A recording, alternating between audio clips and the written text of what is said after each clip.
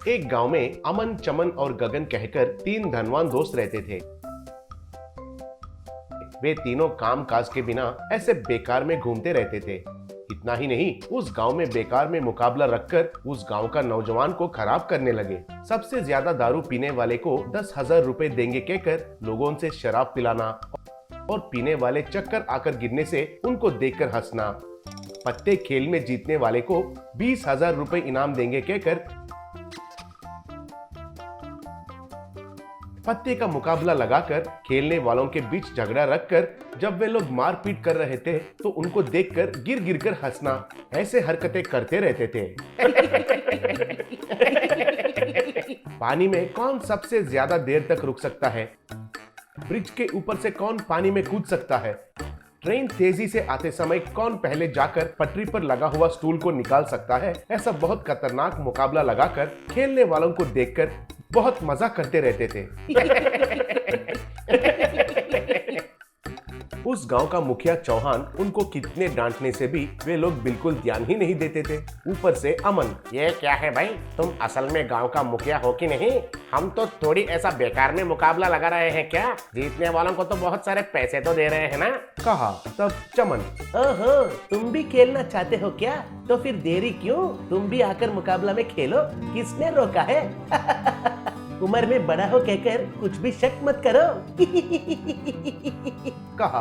तब गगन, देखो मुखिया जी, कल गांव में जैंक फूड चैलेंज लगाने वाले हैं। बड़ा सा स्पाइरल पोटैटो, बड़ा सा बर्गर और बड़ा सा पिज्जा, इन पर सीढ़ी लगाकर उनके ऊपर चढ़कर खाना चाहिए तो तुम भी मुकाबला में हिस्सा लो। जीतने वाले को 1,00,000 रुपए का इनाम देने वाले हैं। कहा। तब चौहान, क्यों भाई, ऐसा बेकार में मुकाबला रखकर इतने सारे पैसे बेकार में खर्चा कर रहे हो? उनको बनाने के लिए तो बहुत सारे पैसे खर्चा होते हैं ना, वो पैसे गांव में अच्छा काम के लिए खर्चा कर सकते हैं ना।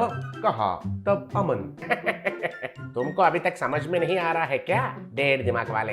ऐसा करने से हमें तो बहुत मजा मिलता है। ऐसे मुकाबला में लोग आकर खाने के लिए कितना मुश्किल लेते हैं और ज्यादा खाकर पेट दर्द आकर जब वो रोते हैं और ऊपर से गिरते हैं, ये सब देखकर हमें तो बहुत मजा आता है। जाओ रे जाओ, बड़ा आया कहने वाला। कहा। अगले दिन गांव के बीच में एक बड़ा सा स्पाइरल पोटैटो, एक बड़ा सा बर्गर और एक बड़ा सा पिज्जा रखे हुए। बगल में जीतने वालों को 1,00,000 रुपए इनाम कहकर एक बोर्ड भी था। सब लोग देखने लगे। चमन विजिल मारते ही सब लोग सीढ़ी चढ़कर खाने लगे। कुछ लोग नहीं खा पाकर पेड़ पकड़कर ऊपर से नीचे गिरने लगे। सीढ़ी पकड़कर कुछ लोग मारपीट करने लगे। ये देखकर वे तीनों बहुत हंसने लगे। इतने में एक आदमी और औरत राक्षस उधर चलते हुए आए। वे देखने में बहुत बड़ा दिख रहे थे। उनको देखकर गांव का लोग बहुत डर गए। तब औरत राक्षस, हम इस रास्ते से जा रहे थे तो हमें मजेदार चिकन और मटन का खुशबू आया है। वो इधर से आया है खुशबू, है ना? अरे वाह, देखने में भी बहुत बढ़िया है। कहकर दोनों राक्षस मिलकर वो पोटैटो स्पाइरल, बर्गर और पिज्जा को यूं ही खा लिए। तब आदमी राक्षस, अरे वाह, ये तो बहुत स्वादिष्ट है। हम तो अपने रास्ते से जा रहे थे तो आपने तो हमें बहुत बढ़िया स्वाद करवाए। अब से हम ये गांव छोड़कर तो नहीं जाएंगे। हमें हर रोज ऐसे ही आहार चाहिए। अगर लाकर नहीं देंगे तो गांव में सब लोगों को खा लेंगे। जाइए जाइए, जल्दी जाइए और खाना लेकर आइए, हमारा भूख बिल्कुल नहीं मिटा है। कहा। ऐसे सब लोग पैसे डालकर हर रोज लॉरी पर chicken, mutton, biryani, tandoori, fish, ऐसे एक क्या बहुत सारे आहार लाकर उनको खिलाने लगे। राक्षस वो खाकर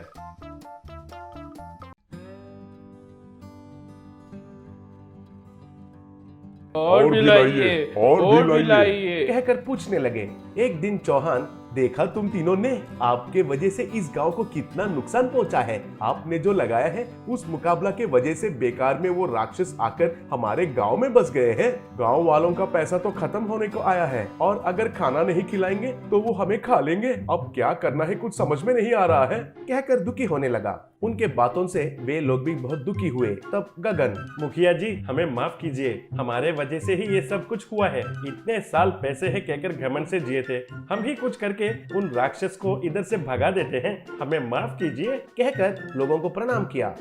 अगले दिन गांव के बीच में एक बड़ा सा स्पाइरल पोटैटो, एक बड़ा सा बर्गर, एक बड़ा सा पिज्जा रखे हुए थे। राक्षस उनको देखकर मजे से खाना शुरू किए। बस कुछ देर के बाद उनको पेट दर्द आने लगा।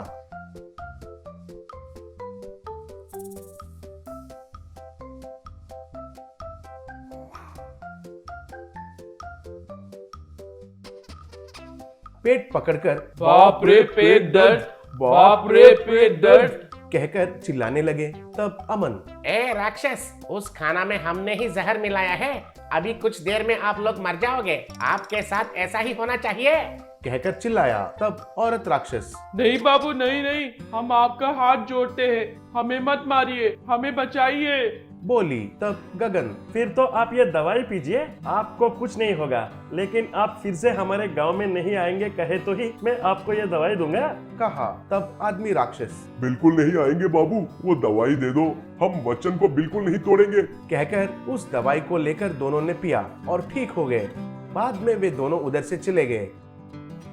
तब से अमन, चमन और गगन तीनों मिलकर गांव वालों का सहाय करते हुए अच्छा नाम कमाए।